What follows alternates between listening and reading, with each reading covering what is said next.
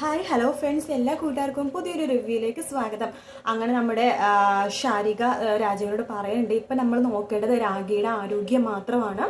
അപ്പോൾ രാഗിക്ക് വേണ്ടി നമ്മൾ ഒരു കാര്യം ചെയ്തേ പറ്റൂ എന്ന് പറയുവാണ്. ആ സമയത്ത് രാജീവനാകെ ദേഷ്യം വരുവാട്ടോ. എന്താന്ന് ഉദ്ദേശിക്കണമെന്ന് ചോദിക്കുമ്പോൾ, അവളുടെ ആരോഗ്യം വീണ്ടെടുക്കാൻ വേണ്ടി നമ്മൾ ഭാര്യ ഭർത്താക്കന്മാരായിട്ട് അഭിനയിക്കണം, കല്യാണം കഴിക്കാമെന്ന് അവൾക്ക് ഉറപ്പ് കൊടുക്കണം. ഷാരി, നീ എന്തൊക്കെയായി പറയണത് എന്ന് രാജീവൻ പറയുമ്പോൾ ഷാരി പറയുന്നുണ്ട്, രാജീവൻ സർ, ഞങ്ങൾക്ക് രാഗിനെ ഇനിയും ഒരുപാട് നാൾ സന്തോഷത്തോടെ ജീവിക്കണ കാണണ്ടേ. അവൾ നമ്മുടെ കൺമുമ്പിൽ സന്തോഷമായിട്ട് നിൽക്കുന്നത് കാണണമെന്നുണ്ടെങ്കിൽ അവളുടെ ആഗ്രഹം നമ്മൾ നിറവേറ്റി കൊടുത്തേ പറ്റൂ. അവളുടെ മുമ്പിൽ ഭാര്യ ഭർത്താക്കന്മാരായിട്ട് നമുക്ക് നന്നായിട്ട് അഭിനയിക്കാം. എങ്കിൽ മാത്രമേ അവൾ ട്രീറ്റ്മെൻറ്റും കാര്യങ്ങളും ചെയ്യത്തുള്ളൂ എന്നൊക്കെ ഇങ്ങനെ പറയുവാണ്. അതിനുശേഷം ശാരിക പറയുന്നുണ്ട്, രാജീവൻ സാറിൻ്റെ ഇഷ്ടം, രാജീവൻ സാർ എന്താ വെച്ചാൽ തീരുമാനിക്കാം, ഞാൻ എൻ്റെ അഭിപ്രായം പറഞ്ഞതേ ഉള്ളൂ, എനിക്ക് എൻ്റെ ഫ്രണ്ടിന് വേണ്ടി ഇത് ചെയ്തേ പറ്റൂ എന്നെനിക്ക് തോന്നി. ഇപ്പം രാഗിയുടെ ഇഷ്ടവും അതുപോലെ തന്നെ രാഗിയുടെ സന്തോഷവുമാണ് നമ്മൾ മുൻഗണന കൊടുക്കേണ്ടത് എന്നൊക്കെ പറഞ്ഞിട്ട് ശാരിക അകത്തേക്ക് കയറി പോവാണ്. ആ സമയത്ത് രാജീവും പറഞ്ഞിട്ട്, എന്തായാലും ഞാൻ അവളുടെ ചികിത്സിക്കുന്ന ഡോക്ടറെ ഒന്ന് സംസാരിക്കും, ഡോക്ടറിൻ്റെ നമ്പർ തരണമെന്ന് പറയുമ്പോൾ ശാരിക നമ്പറൊക്കെ കൊടുക്കുന്നുണ്ട് കേട്ടോ. അതിന് രാജീവനാണെന്നുണ്ടെങ്കിൽ ഡോക്ടർ നമ്പറിലേക്ക് വിളിക്കുമ്പോൾ ഡോക്ടർ ബിസി ആയതുകൊണ്ട് ഫോൺ ആദ്യം കട്ട് ചെയ്യും. അത് കഴിഞ്ഞ ശേഷം വീണ്ടും രാജീവൻ വിളിച്ചുകൊണ്ടിരിക്കുമ്പോൾ ഫോൺ എടുക്കാണ് ഡോക്ടർ, ഹലോ ഇതാരാ സംസാരിക്കുന്നത് എന്ന് ഡോക്ടർ ചോദിക്കുമ്പോൾ, സർ എൻ്റെ പേര് രാജീവൻ എന്നാണ്, ഇത് ഡോക്ടറല്ലേ? അതെ. ഏത് രാജീവൻ എന്ന് ചോദിക്കുമ്പോൾ, രാഗിയുടെ ഹസ്ബൻഡ്. ഓ, മനസ്സിലായി. എന്താ രാഗി നിങ്ങളുടെ സത്യങ്ങളെല്ലാം പറഞ്ഞായിരുന്നോ എന്ന് ചോദിക്കുമ്പോഴേക്കും രാജീവൻ പറയുന്നുണ്ട്, ഇല്ല, സത്യങ്ങളൊന്നും രാഗി പറഞ്ഞില്ല, പക്ഷെ ഞാൻ സത്യങ്ങളൊക്കെ അറിഞ്ഞു ഡോക്ടർ, അതിൻ്റെ സത്യാവസ്ഥ എനിക്കറിയണം, അതിനെ വേണ്ടിയിട്ടാണ് ഞാൻ ഡോക്ടറെ വിളിച്ചത് എന്ന് പറയുമ്പോൾ ഡോക്ടർ പറയുന്നുണ്ട്, എനിക്ക് രാഗി നിങ്ങൾ അറിഞ്ഞതിൽ കൂടുതൽ ഒരു കാര്യങ്ങളും പറയാനില്ല, ഒരേ ഒരു കാര്യം മാത്രം ഞാൻ പറയാം. വളരെ റെയറായിട്ട് കണ്ടുവരുന്ന ഒരു ക്യാൻസറാണ്, ഒരു ട്യൂമറാണ് രാഗിക്ക് പിടിപെട്ടിരിക്കുന്നത്. അതിൽ നിന്ന് രക്ഷപ്പെടാൻ ഓപ്പറേഷൻ ചെയ്തുകൊണ്ടൊന്നും ഒരു കാര്യമില്ല. രാഗിയുടെ ജീവൻ നിലനിർത്താൻ നമുക്ക് സാധിക്കുന്നത് വെറും 6 മാസമാണ്. മരുന്നും അതുപോലെ തന്നെ കീമോ ഒക്കെ ചെയ്താൽ ചിലപ്പോൾ 1 വർഷം വരെ രാഗിക്ക് ജീവൻ നിലനിർത്താം, ചിലപ്പോൾ ഭാഗ്യം കൊണ്ട് 2 വർഷം വരെ നിലനിർത്താം. 2 വർഷത്തിൽ കൂടുതൽ ഒരു ഗ്യാരണ്ടിയും രാഗിയുടെ കാര്യത്തിൽ ഞാൻ പറയില്ല. മാക്സിമം സന്തോഷം കൊടുക്കുക, രാഗിയുടെ കൂടെ സപ്പോർട്ടായിട്ട് എപ്പോഴും നിൽക്കുക, എങ്കിൽ മാത്രമേ കുറച്ച് ഒരു 2 വർഷം കൂടി രാഗിനെ നമുക്ക് എങ്ങനെയെങ്കിലൊക്കെ കീമോ മെഡിസിനൊക്കെ കൊടുത്തിട്ട് നമുക്ക് ജീവിതത്തിലേക്ക് കൊണ്ടുവരാൻ പറ്റുള്ളൂ എന്ന് ഡോക്ടർ പറയുകയാണ്. അതിനുശേഷം ഡോക്ടർ ഫോൺ കട്ട് ചെയ്യാണ്. രാജീവനാണെങ്കിൽ തലക്ക് പ്രാന്ത് പിടിക്കുന്ന പോലത്തെ ഒരു അവസ്ഥയിലേക്ക് ആകുക. അതിനുശേഷം കാണിക്കുന്നത് അമ്മിണിയമ്മേനെയാണ്. അമ്മിണിയമ്മ മോളോട് പറയുന്നുണ്ട്, എടി നോക്കിക്കേ, എന്താണ് ഇവിടെ ഇപ്പൊ ഭയങ്കര പ്രണയനാടകവും ശോകനാടകവും നടന്നുകൊണ്ടിരിക്കുക. അമ്മ എന്തൊക്കെയാ അമ്മ ഈ പറയണത്? അമ്മ വീണ്ടും പരദൂഷണ പണി തുടങ്ങിയോ എന്ന് ചോദിക്കുമ്പോൾ, ഇല്ലടി മോളെ, ഞാൻ സത്യമോ പറയണത്, രാഗി മോള് തലവേലെടുക്കുന്നു, തല പൊട്ടുന്നു എന്നൊക്കെ പറഞ്ഞ് റൂമിൽ കിടന്ന് നല്ല ഉറക്കവും നല്ല വിശ്രമമാണ്. അതേസമയം രാജീവനും ഷാരിയാണെങ്കിലും മുകളിലത്തെ നിലയിൽ പോയിട്ട് അവരവരുടെ പ്രണയം തുടങ്ങിയടി പണ്ടത്തെ പോലെ. ദേ അമ്മ, വെറുതെ അനാവശ്യം പറയരുത്, അമ്മ പറയുന്ന വാക്കുകളുണ്ടല്ലോ രാഗി ചേച്ചി എങ്ങാനും കേട്ടാലുണ്ടല്ലോ അവരുടെ കുടുംബജീവിതത്തെ തന്നെ ബാധിക്കും എന്ന് പറയുമ്പോൾ നമ്മുടെ അമ്മിണിയമ്മ പറയുന്നുണ്ട്, എന്നാലും രാഗി മോൾക്ക് ഇത് എന്ത് പറ്റി? എന്തിനാ ആ കുടുംബം കലക്കിനെ വീണ്ടും ഇവിടെ കൊണ്ടുവന്നതാ മോളെ? എനിക്ക് മനസ്സിലാവാത്തത്. ഇനി രാഗി മനഃപൂർവ്വം ചെയ്തതാണോ, മനഃപൂർവ്വം ചെയ്തതെന്നോ? അമ്മ എന്തൊക്കെയായി പറയണത് എന്ന് ചോദിക്കുമ്പോഴേക്കും അമ്മിണിയമ്മ പറയാൻ പറ്റില്ലടി, ഷാരിക ഇപ്പോൾ കോടീശ്വരിയാണ്, കോടീശ്വരി, ഭയങ്കര കോടീശ്വരി. അവൾ ഇവിടെ നിൽക്കുകയാണെങ്കിൽ, രാജീവൻ സാറിന് അവൾക്ക് കൊടുക്കുകയാണെങ്കിൽ ഷാരി മോൾക്ക് പകുതി പങ്ക് കിട്ടില്ല. അതായത് ഷാരികയുടെ പകുതി സ്വത്ത് രാഗിക്ക് കിട്ടിയാലോ? അതിനുവേണ്ടി രാഗി മോള് മനഃപൂർവ്വം രാജീവനെ ഷാരികക്ക് വിട്ടുകൊടുത്താണെന്ന് എനിക്ക് സംശയമുണ്ട്. പക്ഷെ നമുക്ക് നാണമില്ല അമ്മ ഇങ്ങനെയൊക്കെ പറയാൻ. നിങ്ങൾ ഇങ്ങനത്തെ വർത്തമാനം പറയണ്ടല്ലോ, ഇവരിവിടെ നിന്ന് അടിച്ച് പുറത്താക്കും എന്ന് പറയുമ്പോൾ അമ്മിണിയമ്മ പറയണ്ട്, എന്തെങ്കിലും നമുക്ക് ഇവിടുന്ന് എത്രയും പെട്ടെന്ന് കിട്ടുന്നത് എടുത്തുകൊണ്ട് പോണോടി, അല്ലെങ്കിൽ നമ്മൾ നാളെ എന്തെങ്കിലുമൊക്കെ ഒരു കേസിനോ അല്ലെങ്കിൽ എന്തെങ്കിലുമൊക്കെ ഒരു വഴക്കിനോ ദൃക്സാക്ഷികളാകേണ്ടി വരും. അതുകൊണ്ട് നമുക്ക് എത്രയും പെട്ടെന്ന് ഇവിടെ തന്നെ പണിയും ഉപേക്ഷിച്ച് പോവുക തന്നെ വേണം എന്ന് അമ്മിണിയമ്മ മോളോട്. അതിനുശേഷം കാണിക്കുന്നത് രാഗീനെയാണ്. രാഗി കണ്ണാടിയിലേക്ക് നോക്കിയതിന് ശേഷം പൊട്ടിക്കരഞ്ഞുകൊണ്ട് താലിമാല കെട്ടിപ്പിടിച്ചുകൊണ്ട് പറയുന്നുണ്ട്, ഞാൻ ഈ ജന്മം എൻ്റെ ജീവിത അവസാനം വരെ രാജീവേട്ടനെ ആർക്കും വിട്ടുകൊടുക്കില്ല. രാജീവേട്ടൻ എൻ്റെ മാത്രമാണ് എന്ന് സ്വന്തമെന്ന് വിശ്വസിച്ച് ജീവിച്ചവളാണ് ഞാൻ. പക്ഷേ ഇപ്പോൾ ഞാൻ തന്നെ ആ അഭിപ്രായം മാറ്റിയാണ്. എനിക്ക് എന്തായാലും എൻ്റെ രാജീവേട്ടൻ, എൻ്റെ ജീവൻ്റെ പാതിയായ രാജീവേട്ടനെ, എൻ്റെ ബെസ്റ്റ് ഫ്രണ്ടിനെ കൊടുത്തേ പറ്റൂ. എങ്കിൽ മാത്രമേ എൻ്റെ മക്കൾ നാളെ അനാഥരായിട്ട് ഇരിക്കാതിരിക്കാൻ പറ്റുള്ളൂ. അതുകൊണ്ട് തന്നെ ഞാനിപ്പോൾ ജീവനോട് ഇരിക്കുമ്പോൾ തന്നെ അവരുടെ കല്യാണം നടത്തണം. നാളെ ഒരു സമയത്ത് ഞാൻ മരിച്ചു പോയി കഴിഞ്ഞാൽ 1 മാസം എല്ലാവർക്കും ദുഃഖം ഉണ്ടാവും. അത് കഴിയുമ്പോഴേക്കും എല്ലാവരും അവരവരുടെ വഴിക്ക് പോകും. അപ്പോൾ അനുഭവിക്കാൻ പോണത് എൻ്റെ മക്കൾ മാത്രമായിരിക്കും.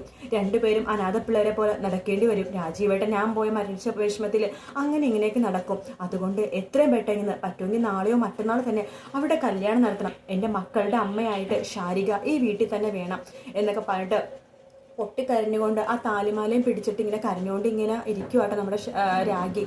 അതിനുശേഷം കണ്ണാടിയിലേക്ക് ഇങ്ങനെ നോക്കിക്കൊണ്ട് ഇങ്ങനെ ഇരുന്നിട്ട് ഇങ്ങനെ കരയുവാണ്. അതിനുശേഷം കാണിക്കുന്നത് ശ്രീജനെയാണ്. ശ്രീജ വലിയ ബാഗൊക്കെ എടുത്തിട്ട് വീട് വിട്ട് ഇറങ്ങാൻ പോകുമ്പോഴേക്കും നമ്മുടെ രാജീവിൻ്റെ ചേച്ചി വരുന്നുണ്ട്. പറയുന്നുണ്ട്, ശ്രീജ നീ എങ്ങോട്ടടി പോകണമെന്ന് പറയുമ്പോൾ, ഞാൻ പോകുക, ഞാനെന്തിനെങ്കിലും എവിടെ നിൽക്കേണ്ട ആവശ്യം എന്താണ്, എനിക്ക് ചേച്ചിയുടെ സ്വഭാവമൊക്കെ മനസ്സിലായി. നീ എന്ത് മനസ്സിലായെന്നാണ് പറയണത്? ചേച്ചിക്ക് ആ രാഗിനോട് കടുത്ത പകയാണ്, ദേഷ്യമാണ്. ആ ദേഷ്യത്തിന് വേണ്ടിയിട്ട് എന്നെ കരുവാക്കുമായിരുന്നു ചേച്ചി, അല്ലാണ്ട് എൻ്റെ ആഗ്രഹങ്ങൾ നടത്തി തരാൻ വേണ്ടിയിട്ടൊന്നും അല്ല ചേച്ചി നടക്കുന്നത്. നീ എന്തൊക്കെയാണ് ശ്രീജയെ പറയണത്? എനിക്ക് നീയും രാജീവനും തമ്മിൽ ചേർന്ന് തന്നെയാണ്, നിങ്ങൾ കുടുംബമായിട്ട് ജീവിക്കണം തന്നെയാണ് എനിക്ക് കാണാൻ ആഗ്രഹം എന്നൊക്കെ പറയുമ്പോഴേക്കും അതൊക്കെ എനിക്ക് മനസ്സിലായി. എന്തായാലും അയാളുണ്ടല്ലോ, ആ രാജീവൻ, അയാളെ ഞാൻ ഒരുപാട് സ്നേഹിച്ചിരുന്നു. പക്ഷേ ഇപ്പം ഞാൻ ഏറ്റവും കൂടുതൽ വെറുക്കണത് അയാളെ തന്നെയാണ്. നീ എന്തൊക്കെയാ ശ്രീജയ് പറയണമെന്ന് പറഞ്ഞുകൊണ്ടിരിക്കുന്ന അമ്മിണിയമ്മ നമ്മുടെ രാജീവന്റെ പെങ്ങളെ വിളിക്കുവാട്ടോ. നീ അമ്മിണിയമ്മ വിളിക്കണ്ടേ, എന്തെങ്കിലും ന്യൂസ് തരാൻ വേണ്ടിയിട്ടായിരിക്കും, നീ ഇവിടെ നിൽക്കുക, ഞങ്ങൾക്ക് ഫോൺ എടുക്കട്ടെ, ഫോൺ എടുക്കുവാണ്. ആ സമയത്ത് ആ അമ്മിണിയമ്മ എന്താ വിളിച്ചതെന്ന് ചോദിക്കുമ്പോൾ, അതേ മോടെ ഇവിടെ സംഭവമുണ്ട്. സംഭവം എന്ത് സംഭവം എന്ന് ചോദിക്കുമ്പോൾ, അതെ നമ്മുടെ രാഗിയുടെ ആ കൂട്ടുകാരുണ്ടല്ലേ, പഴയ കൂട്ടുകാരി, നമ്മുടെ രാജീവനായിട്ട് ബന്ധമുണ്ടെന്നൊക്കെ പറഞ്ഞിട്ട് രാഗി ചവിട്ടി പുറത്താക്കിയ ആ ശാരിക, അവൾ വീണ്ടും ഇവിടെ വന്നു.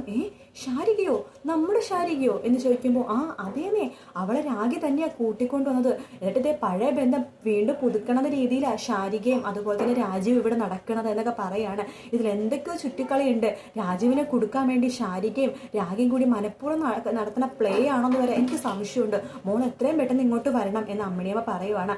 ആ സമയത്ത് നമ്മുടെ ശ്രീജയടുത്ത് പറയുന്നുണ്ട്, നീ എന്തായാലും ഇപ്പോൾ പോകണ്ട, നമുക്കിതിൻ്റെ സത്യാവസ്ഥ അറിഞ്ഞിട്ട് മാത്രം നീ പോയാൽ മതി എന്ന് ശ്രീജയടുത്ത് പറയും. അതിനുശേഷം നമ്മുടെ അമ്മിണിയമ്മയുടെ മോളുണ്ടല്ലോ, പുള്ളിക്കാരിയുടെ പേര് ഞാൻ മറന്നു കേട്ടോ. അങ്ങനെ ആ പുള്ളിക്കാരി നമ്മുടെ രാഗിയുടെ റൂമിലേക്ക് വരുവാണ്. രാഗി ചേച്ചി എന്ന് വിളിക്കുമ്പോഴേക്കും, എന്താന്ന് ചോദിക്കുമ്പോൾ, നിനക്ക് എന്തോ എന്നോട് പറയാനുണ്ടെന്ന് തോന്നണല്ലോ, എന്താണെങ്കിലും പറഞ്ഞോളൂ എന്ന് പറയുമ്പോൾ, അത് എനിക്ക് ചേച്ചിയുടെ ഒരു കാര്യം പറയാനുണ്ട്, എന്താണെങ്കിലും പറഞ്ഞോളൂ, നീ പറഞ്ഞ എന്താണെങ്കിലും ഞാൻ അനുസരിക്കും. കാരണം എന്താണെന്നറിയാവോ, നീ എനിക്ക് എൻ്റെ അനിയത്തിയെ പോലെയാണ്, അതുകൊണ്ട് നിനക്ക് എന്ത് വേണമെങ്കിലും തുറന്ന് എന്നോട് സംസാരിക്കാം എന്ന് പറയുമ്പോൾ, അത് ചേച്ചിയുടെ കുടുംബജീവിതം നന്നാവാൻ വേണ്ടിയിട്ടാണ് ഞാൻ പറയണത്. നീ പറഞ്ഞോ എന്ന് രാഗി പറയുമ്പോൾ, അത് അവൾ എന്തിനാ ചേച്ചി ഇങ്ങോട്ട് കൊണ്ടുവന്നത്? ആരെ? ശാരികേന. അവൾ എൻ്റെ ബെസ്റ്റ് ഫ്രണ്ടാണ്, അതുകൊണ്ട് ഞാൻ ഇവിടെ കൊണ്ടുവന്നത്. നിനക്കൊരു ബെസ്റ്റ് ഫ്രണ്ട് ഉണ്ടെങ്കിൽ നീ നിൻ്റെ വീട്ടിൽ നിർത്തില്ലേ? അപ്പോൾ മറ്റുള്ളവരായിരുന്നു നിന്നോട് ചോദിച്ചാൽ നീ എന്ത് മറുപടി പറയും? പോയി പണി നോക്കാൻ പറയുമെന്ന് പറയുമ്പോൾ, അതന്നെയാണ് എനിക്കും പറയാനുള്ളത്, ശാരിക ഇവിടെ തന്നെ നിൽക്കും എന്ന് പറയുമ്പോൾ അവർ പറയണ്ടേ, എന്നാലും ശാരീരിക നിർത്തിക്കാൻ നിങ്ങളുടെ കുടുംബജീവിതത്തെ ബാധിക്കും ചേച്ചി. ഒരു പ്രാവശ്യം ഉണ്ടായ അനുഭവം ചേച്ചിക്ക് ഓർമ്മയുണ്ടല്ലോ. ഇപ്പോൾ രാജീവൻ സാറും ചേച്ചിയും ഭയങ്കര സ്നേഹത്തോടെയാണ് ജീവിക്കണതെന്ന് പറയുമ്പോൾ രാഗി പറയണ്ടേ, ഇനി ശാരികയായിട്ട് രാജീവേട്ടൻ എന്തൊരു ബന്ധമുണ്ടെന്ന് ഈ ലോകം മുഴുവൻ വിളിച്ചു പറഞ്ഞാലും ഞാൻ വിശ്വസിക്കില്ല എന്ന് പറയുകയാണ്. എന്തായാലും പഴയ പോലെ ഒന്നും സംഭവിക്കുമെന്ന് പറയുമ്പോൾ, ചേച്ചി എന്നാലും ഇത് ശരിയല്ല ചേച്ചി, അവർ എത്രയും പെട്ടെന്ന് നിന്ന് പുറത്താക്കുമെന്ന് പറയുമ്പോൾ, നീ ആദ്യം റൂമിൽ നിന്ന് പുറത്ത് പോയിക്കുക എന്ന് പറഞ്ഞിട്ട് നമ്മുടെ രാഗി തള്ളി അവരവിടെ പുറത്താക്കി വാതിലടക്കുക കേട്ടോ. അതിനുശേഷം വാതിലെടുത്തിട്ട് രാഗി പൊട്ടിക്കരയുവാണ്. അതിനുശേഷം കാണിക്കുന്നത് രാജീവനെയാണ് കേട്ടോ. രാജീവനാണെന്നുണ്ടെങ്കിൽ വണ്ടി ഓടിച്ചുകൊണ്ടിരിക്കുന്ന സമയത്ത് പല പല കാര്യങ്ങൾ ആലോചിച്ചുകൊണ്ടിരിക്കുകയാണ്.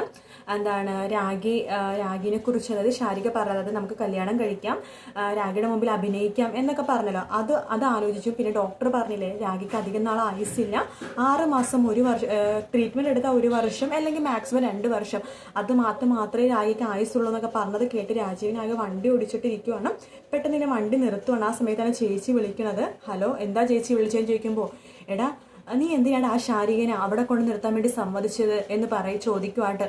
ആ സമയത്ത് രാജീവ് പറഞ്ഞ, ചേച്ചി എൻ്റെ സമ്മതം തെറ്റിയിരിക്കുക, എനിക്ക് സംസാരിക്കാൻ ഇപ്പോൾ താല്പര്യമില്ല എന്ന് പറയുമ്പോഴേക്കും, എടാ ഇത് രാഗിയുടെ എന്തൊരു പ്ലാനാണ്, നിന്നെ കൊടുക്കാൻ വേണ്ടിയിട്ട് ആ ശാരീരികനെ വീണ്ടും അവിടെ കൊണ്ടു നിൽക്കണേ, രണ്ടുപേരും കൂടി എന്തോ നിനക്കെതിരെ പ്ലാൻ ചെയ്യുക എന്ന് പറയുമ്പോൾ രാജീവ് പറയണ്ട, പ്ലാൻ ചെയ്യണത് ആരൊക്കെയാണെന്ന് എനിക്ക് നന്നായിട്ട് അറിയാൻ ചേച്ചി ഫോൺ വെച്ചിട്ടൊന്ന് പോയിക്കേ എന്ന് പറഞ്ഞിട്ട് ഫോൺ കട്ട് ചെയ്യാണ് രാജീവൻ. ആ സമയത്ത് നമ്മുടെ ശ്രീജ ചേച്ചി ഇത് പറയണ്ട, ചേച്ചി ഒന്നും കൊണ്ട് വിഷമിക്കേണ്ട, ഇത് ഞാൻ ഇടപെട്ട് ഇതിൻ്റെ ഉള്ളിലുള്ള സത്യാവസ്ഥ, രാഗി എന്തിനാണ് ശാരീരികനെ വീണ്ടും അവിടെ കൊണ്ടുവന്നതിനുള്ള സത്യാവസ്ഥ ഞാൻ അന്വേഷിച്ച് പിടിക്കും എന്ന് ശ്രീജ പറയുന്നിടത്താണ് എപ്പിസോഡ് തീരുന്നത്.